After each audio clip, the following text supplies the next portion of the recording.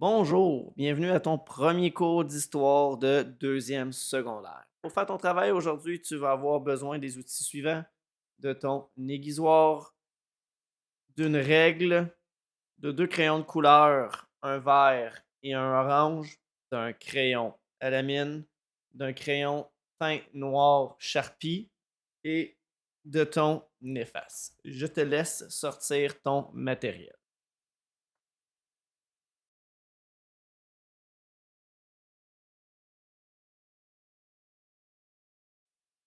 Nous allons commencer par situer dans le temps les périodes historiques du Paléolithique jusqu'à l'époque contemporaine.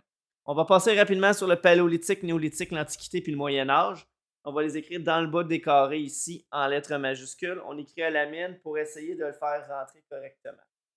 Pas besoin d'écrire gros. Je vais écrire ici Paléolithique. Je te rappelle que Paléolithique, c'est TH. Comme ça rentre juste. Je vais te donner un exemple à qu'est-ce que ça va ressembler. Tu peux repasser tout de suite au crayon à l'encre noire. Les au lit.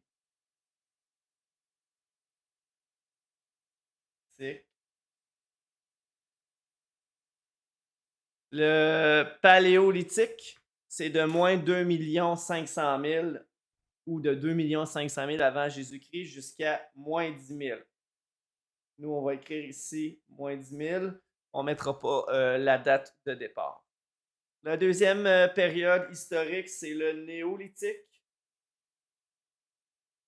Néolithique.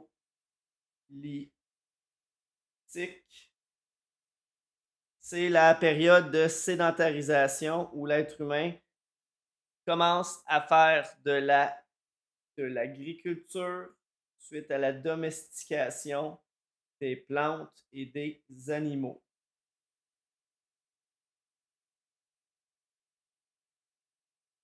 Néo veut dire nouveau, paléo veut dire vieux, lithique veut dire pierre, donc c'est la nouvelle utilisation de la pierre, la vieille utilisation de la pierre.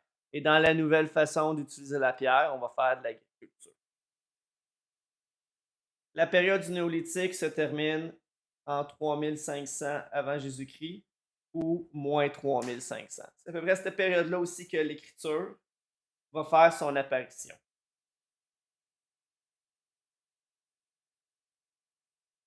Après le néolithique, ça va être la période de l'Antiquité. En histoire de deux premiers secondaires, tu as vu deux civilisations antiques.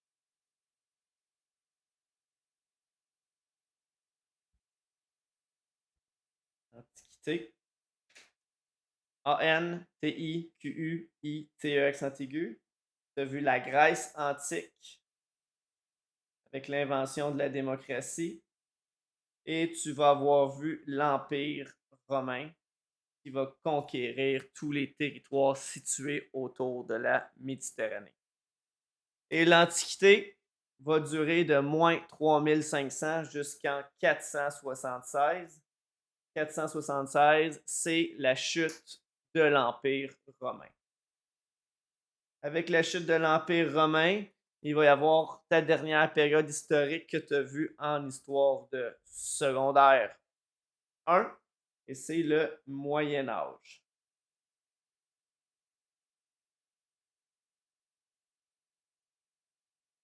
Qui est celui de la féodalité.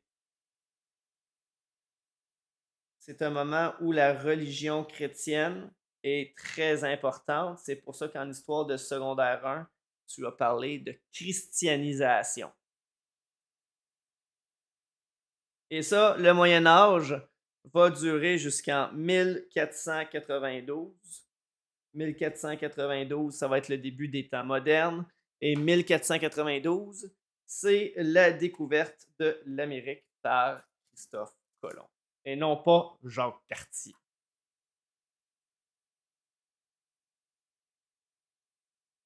Là, on va tomber dans la période qui va nous intéresser pour les 3 premiers chapitres en histoire de secondaire.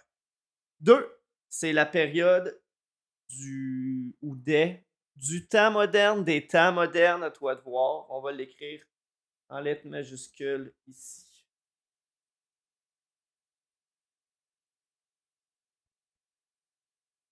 Là, on peut respirer un peu. Et les temps modernes, c'est de 1492 jusqu'à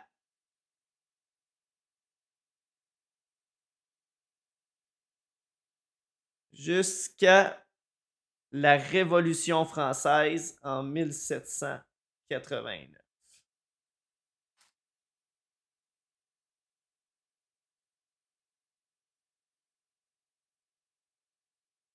Pour les puristes des lignes du temps, je vais juste vous dire que je n'ai pas calculé en centimètres l'espace représenté. Sinon, j'aurais eu besoin d'un grand rouleau pour faire la ligne du temps et ça n'aurait pas été fonctionnel. Donc, si ici j'ai environ 300 ans, mais qu'ici j'en ai 800, et qu'ici j'en ai encore plus, ce qu'on va faire, c'est qu'on va faire un genre de coupure pour le Moyen Âge, comme ça pour dire, tiens, on l'a coupé.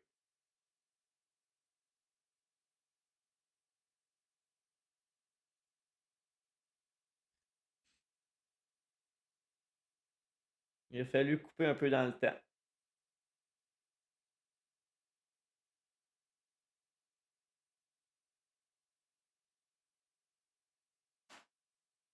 Et la dernière période historique qui va nous intéresser en secondaire 2, on va voir 3 chapitres, c'est l'époque contemporaine.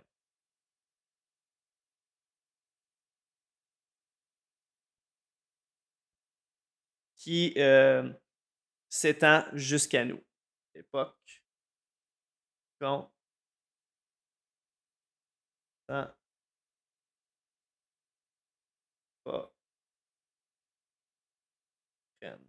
Ça rentre presque avec la caméra contemporaine.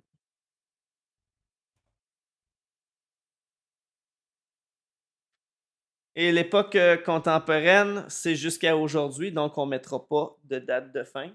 Je vais repasser ici parce que je suis satisfait de mon travail brouillon.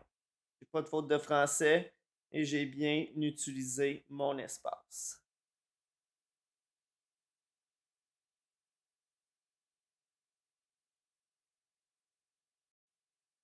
Le chapitre que nous allons faire pour les prochaines semaines, ça va être celui de la Renaissance. La Renaissance, ce n'est pas une période historique comme les temps modernes ou l'époque contemporaine. C'est plus une sous-période historique où il va se passer quelque chose. Et les dates de la Renaissance, voici ce qu'on va faire. C'est qu'on va prendre notre règle et on va tracer une ligne ici. La ligne, on va la commencer un peu avant les temps modernes, à la fin du Moyen Âge. Puis on va s'avancer un peu dans les temps modernes. Ça ici. Je vais faire mes petits bouts pour dire que c'est le début et ça, c'est la fin. Le nom du chapitre qu'on va voir, ça va être la Renaissance et l'humanisme, mais c'est pendant la Renaissance. La Renaissance. C'est pendant cette période historique que des grands peintres et sculpteurs comme Leonardo, Michelangelo, Raphaël et Donatello vont faire des peintures et des sculptures extraordinaires. Et la Renaissance, c'est du 15e siècle au 17e siècle. Je vais te mettre les dates. 1400 à 1700. Donc, du 15e siècle au 17e siècle.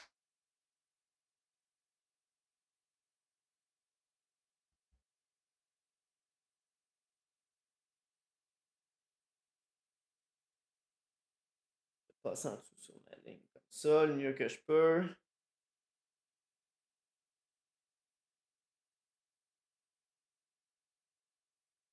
Je vais attendre que ça sèche pour pouvoir effacer.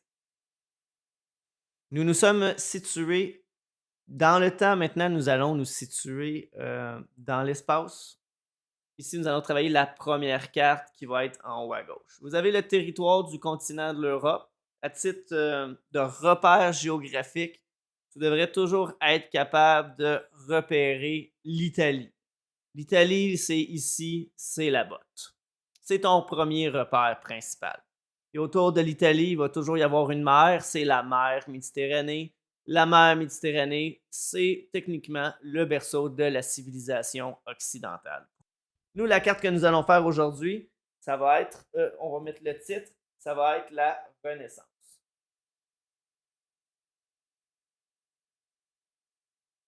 Et tantôt, on a vu que la Renaissance, c'était de 1400 à 1600, ce qui veut dire que la Renaissance, c'est au 15e et 16e siècle.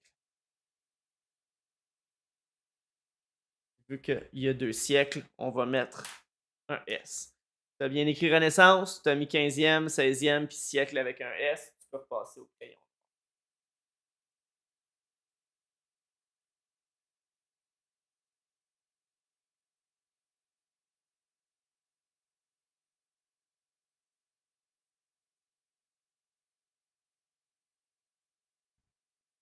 Ensuite, ce que nous allons faire, c'est que nous allons identifier le cœur de la Renaissance. C'est pas Paris, c'est pas Rome, c'est pas une des villes importantes que tu peux voir aujourd'hui. C'est une petite ville. Je vais te montrer. Voici la ville de Florence. C'est une image de la ville de Florence. Ça ressemble à ça aujourd'hui, mais c'est de là que la Renaissance va partir. On va placer sur la carte. Regarde bien, ici. Tu vas voir Florence qui va être juste là. Donc, c'est du côté nord-est de l'Italie. Rome est un petit peu plus loin là, du côté ouest, mais nous, on va placer Florence. Je vais écrire en haut Florence. Et je vais passer tout de suite au crayon à l'encre. Ce que je vais te faire faire ici, puisqu'on va délimiter l'endroit où la Renaissance va partir. Ça va être un demi-cercle comme ça ici. Puis une petite ligne comme ça, là.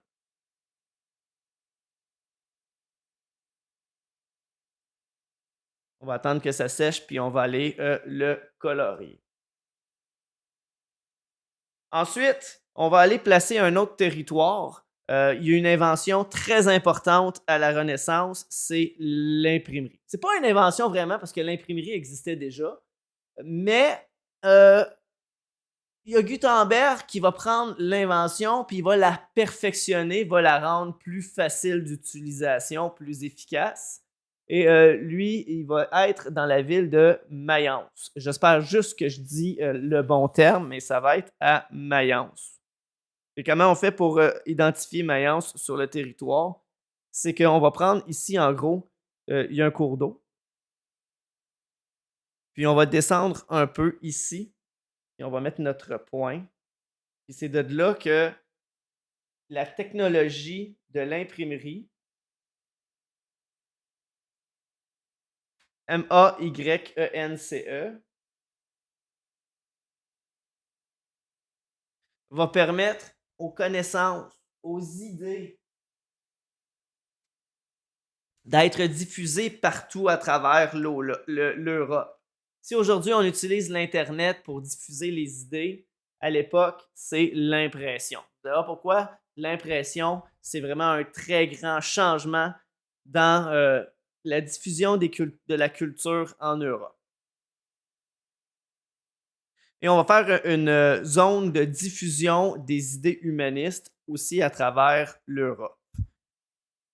Ce que je vais te faire comme territoire, c'est qu'on va aller englober différentes villes comme Paris, Bruxelles, Cologne, Bâle, Nuremberg, Prague. On va les voir lors de la prochaine carte.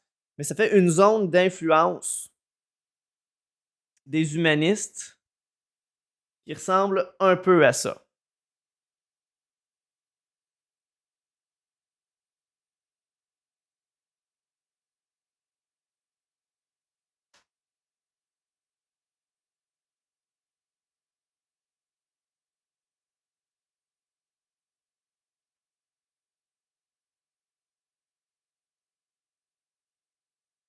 En bas, on va faire notre légende. On va faire un carré qui va être ici. Puis, dans le carré, ce qu'on va mettre, ça va être la Renaissance italienne.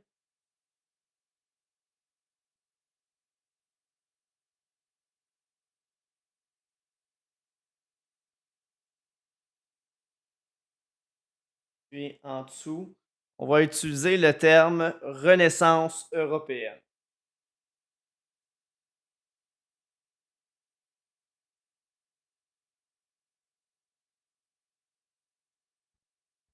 Renaissance européenne.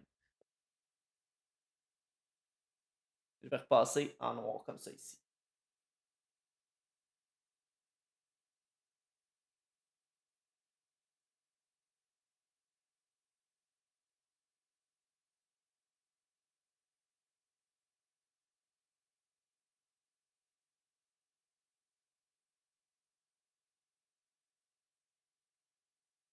Ici.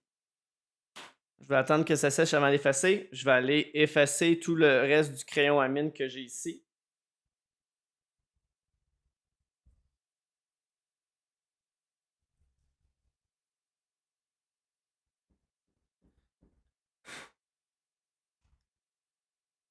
Je vais colorier le territoire autour de Mayence en vert. Donc, on va parler de la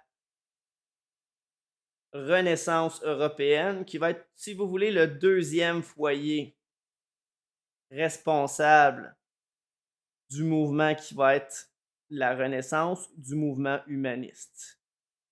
Et au centre, puis pourquoi j'ai mis Mayence, parce que c'est de là que l'invention de l'imprimerie va partir. Il va exister différentes cartes qui vont avoir une petite séparation ici, puis ça va être plus autour de Paris.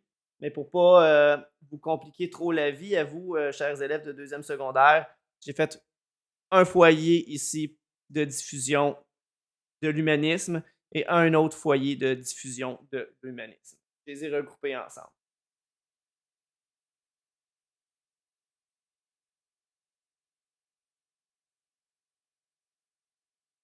Souvent, le terme qu'on va utiliser, ça va être Renaissance italienne et Renaissance tout court. Moi, j'ai pour faire les deux, j'ai décidé d'utiliser le terme Renaissance.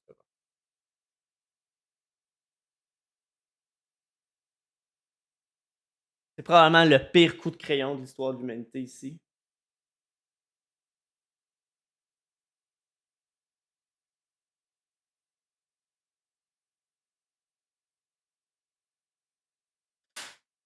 Et l'autre qu'on va mettre ici, ça va être pour la Renaissance italienne.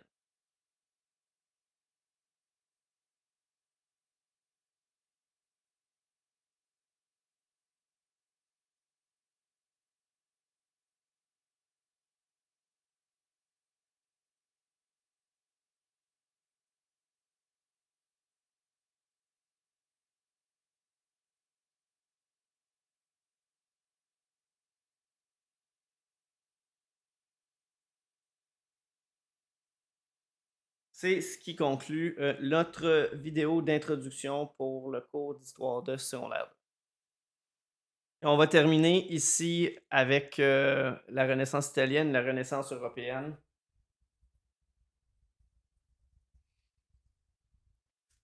En effaçant, puis on va mettre notre code de couleur. Pour la Renaissance italienne, on va le mettre en orange. Puis pour la Renaissance européenne, on va la mettre en vert.